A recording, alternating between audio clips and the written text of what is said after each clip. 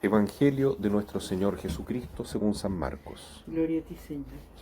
El rey Herodes oyó hablar de Jesús, porque su fama se había extendido por todas partes.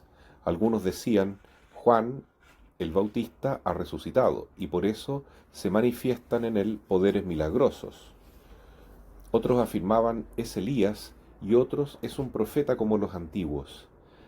Pero Herodes al oír esto decía, este hombre es Juan, a quien yo mandé decapitar y que ha resucitado. Herodes, en efecto, había hecho arrestar y encarcelar a Juan a causa de Herodías, la mujer de su hermano Felipe, con la que se había casado, porque Juan decía a Herodes, no te es lícito tener a la mujer de tu hermano. Herodías odiaba a Juan e intentaba matarlo, pero no podía porque Herodes lo respetaba, sabiendo que era un hombre justo y santo, y lo protegía. Cuando lo oía quedaba perplejo, pero lo escuchaba con gusto. Un día se presentó la ocasión favorable. Herodes festejaba su cumpleaños, ofreciendo un banquete a sus dignatarios, a sus oficiales y a los notables de Galilea. Su hija, también llamada Herodías, salió a bailar y agradó tanto a Herodes y a sus convidados, que el rey dijo a la joven, pídeme lo que quieras y te lo daré.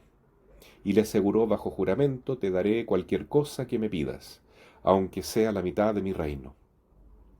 Ella fue a preguntar a su madre, ¿qué debo pedirle? La cabeza de Juan el Bautista, respondió ésta. La joven volvió rápidamente a donde estaba el rey y le hizo este pedido, quiero que me traigas ahora mismo sobre una bandeja la cabeza de Juan el Bautista. El rey se entristeció y por los convidados no quiso contrariarla. Enseguida mandó a un guardia que trajera la cabeza de Juan. El guardia fue a la cárcel y le cortó la cabeza. Después la trajo sobre una bandeja, la entregó a la joven y ésta se la dio a su madre. Cuando los discípulos de Juan lo supieron, fueron a recoger el cadáver y lo sepultaron. Palabra del Señor. Gloria y honor a ti, Señor Jesús. Hoy día la liturgia de la palabra nos muestra la figura de dos reyes. Una es la memoria de el rey David, tomada del eclesiástico, y otra es la figura del rey Herodes, tal como lo describe Marcos. Ambos son reyes judíos, pero muy, muy distintos, ¿no?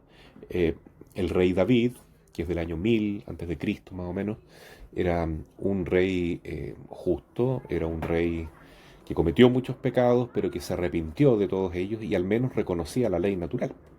La ley natural dice que hay que amar a Dios sobre todas las cosas. Y si uno comete pecados, como él los cometió, y graves, gravísimos, de todo tipo, hay que arrepentirse y pedir perdón.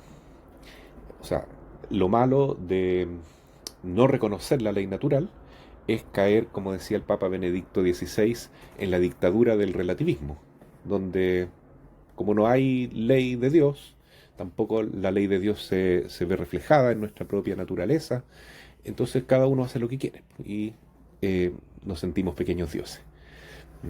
Es el caso del rey Herodes, que precisamente actuaba de esa manera, ¿no? Impulsado por sus pasiones, que lo llevaron a cometer grandes pecados de los cuales no se arrepentía, como el convivir con la mujer de su hermano, con Herodíades o Herodías, eh, y también relaciones incestuosas de otro tipo también, ¿no? Porque aquí él se fija en la hija de Herodías y en su cumpleaños se nota que tiene una actitud muy inmoral con ella, hasta el punto que le ofrece la mitad de su reino, ¿no es cierto? Por un baile que ella hizo. Y ella, aprovechando la ocasión, le dice a su mamá que tiene esta posibilidad, y la mamá, que odiaba a Juan Bautista, porque Juan siempre señalaba la verdad, ¿no? De la ley natural. No te es lícito convivir con la mujer de tu hermano. Y por eso ella lo odiaba. Entonces le dijo, aprovecha y pídele la cabeza de Juan el Bautista. Y así lo hizo. Así murió Juan, por dar testimonio de la verdad natural. Bueno, el Señor, que ha venido al mundo para quitar este pecado que a todos nos aqueja, eh, poco a poco va descubriendo en la historia que algunas almas le dan una buena respuesta. Es decir, no todos en el pueblo de Israel fueron malas personas. También hubo buenos reyes, hubo profetas, hubo personas fieles, hubo personas de buena voluntad, pero la mejor respuesta de todas se la dio la Santísima Virgen. También Juan Bautista, pero la más perfecta es la respuesta de la Madre, que dice fiat a la voluntad de Dios, y ella encarna perfectamente la divina voluntad.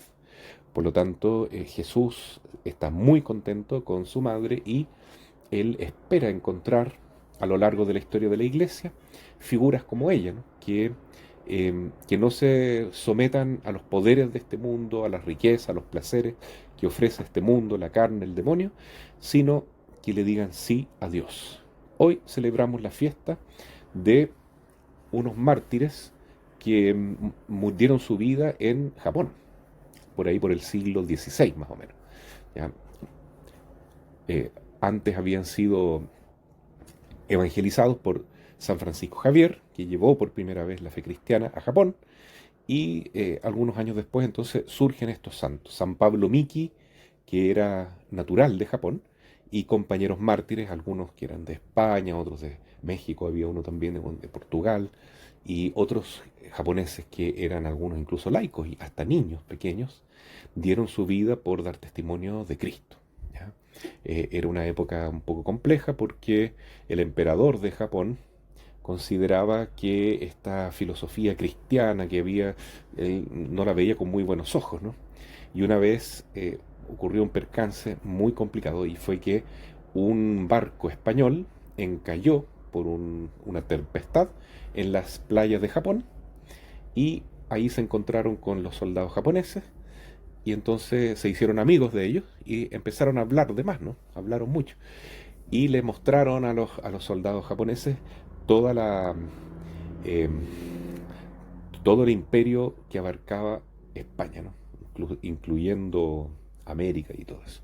Entonces los japoneses le preguntaron cómo un país tan pequeñito podía abarcar un imperio tan grande. Y estos españoles, que no eran muy prudentes, dijeron, es que el método que usamos nosotros es mandar misioneros a los países, y una vez que ya los tienen más o menos convencidos con la fe, traemos a los soldados nuestros y los conquistamos a todos. Y eso llegó a los oídos del emperador, e inmediatamente se decretó la muerte de todos los cristianos que estaban ahí cerca de él. Y bueno, los crucificaron en Nagasaki. Fueron 26 mártires. 26 hombres que primero los sometieron a una tortura caminando por las montañas hasta llegar a Nagasaki, donde estaba la mayoría de los cristianos, para hacer este castigo ejemplar de crucificarlos y atravesarlos con la lanza.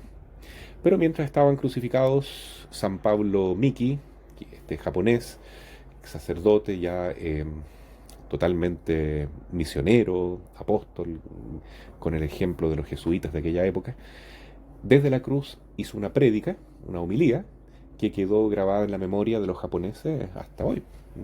Y por lo tanto, cuando después hubo más persecuciones y mucho más cruentas que esta, entonces los católicos tuvieron que refugiarse en algunos lugares de Japón y mantener la fe así, sin sacerdotes, sin misa, sin nada, sin confesión. Pero pasaron siglos, y después, cuando pueden volver los cristianos, los sacerdotes católicos, se encuentran con que la fe había sobrevivido, ¿ya? Y realmente se cumple de nuevo esto de que la sangre de los mártires siempre es semilla de nuevos cristianos. Creo que no hay una respuesta más bonita, ¿no es cierto?, que esta de decir sí a Dios a una costa de derramar la propia sangre. En el Oratorio Mariano estamos en una novena ahora, muy importante, porque el día 11 de febrero se celebran 50 años del tercer desafío de la cruz. Y nuestro padre fundador, el padre Sergio, nos enseñó que no basta con luchar contra el pecado mortal, no basta con buscar la santidad, sino que el cristiano tiene que amar la cruz. Porque Jesús dijo que nadie puede ser mi discípulo si no carga cada día su propia cruz.